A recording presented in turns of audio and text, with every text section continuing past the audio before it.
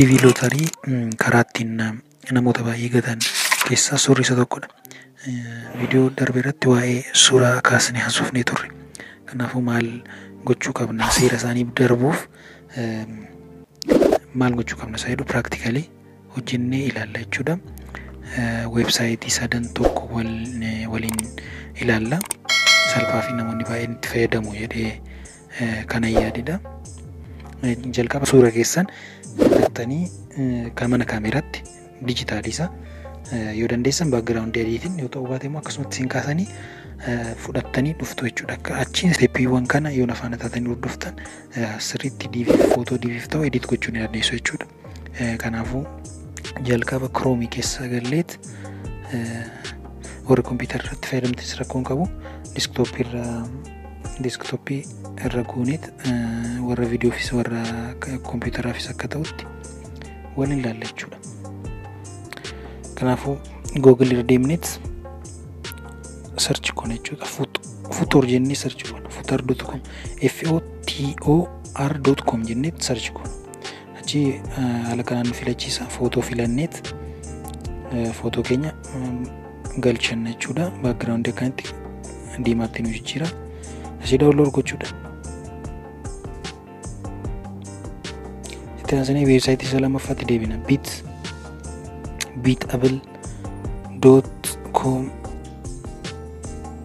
Beatable.com image resizer jennee search goona.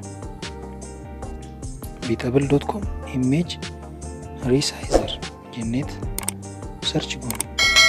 Innis akkuma haala duraa ittiin footoo suura galchine nu akka gallu nu godha.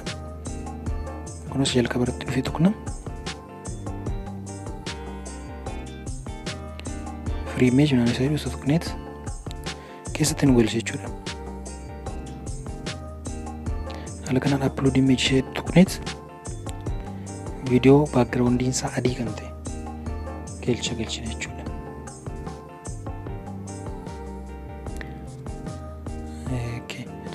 Resizer gochuudha saayizii isaa sirreessuu fi maal goona mataa keenya irraan step ishee amma sochoota argitanii ishee mataa keenya irra xiqqoo ol bunnee xiqquma ishee ol bunneet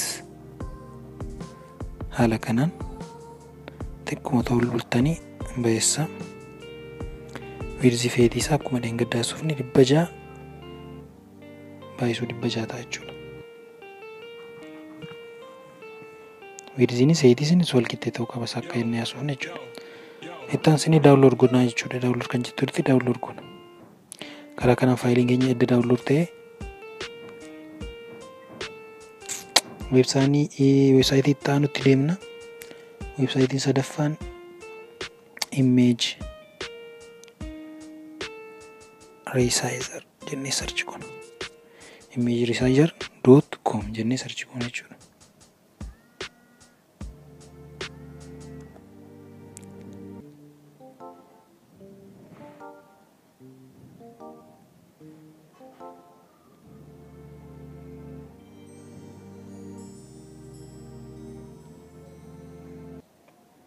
Kanaafuu haaluma duraan select image isa jedhu keessa tuqneet foldarii isa kutame resizer isa ta'e akka dogoggorre resizer isa ta'e isa jalqabaa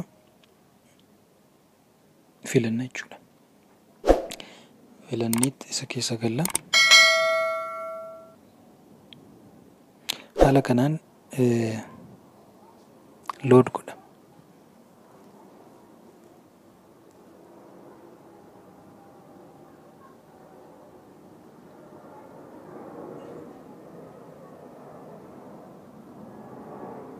Saayizii amma 240 ta'uu jaa qabuu fi kanaafuu saayizii isaas 240 gooneet faayil foormaatii isaas GPG irratti goona jechuudha. Kiiloobaaytii 240 goona jechuudha. Achi resize isheetti tuqna finne jechuudha. Haala kanaan steppiiwwan kana sadan fixuu qabna. Kanaafuu download gooneet image keenya karaatti check goonu immoo websaayitii arfaffaa isinitti hima. inni arfaffaa diivilootarii footoo cheekar kan jedhamutu jirti. So isa keessa galleet image diivilootarii footoo cheekar jennee sarchi goona.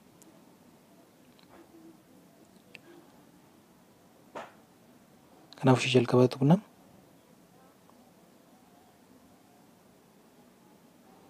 kanaaf siistamni isaa baay'ee nama rakkisaa jira. Namoonni baay'een ijaatti fayyadamaa jiraniif natti fakkaata. Kanaafuu sadaffaa arfaffaarra jiru tokko green card photo checker kan jettu tokko jirti. Kanaaf upload kan jedhu jira. Upload goona isa full ta'e jechuudha. Haala kanaan hundumtuu raayitii ta'eera. Isa sanarratti isa yaaluu dandeessu. Anaaf ejjannaan hojjenneef kanaan sirrii jaateef akkasitti anchi eeggoon jechuudha. Galatoomaa jaana hordoftaniif.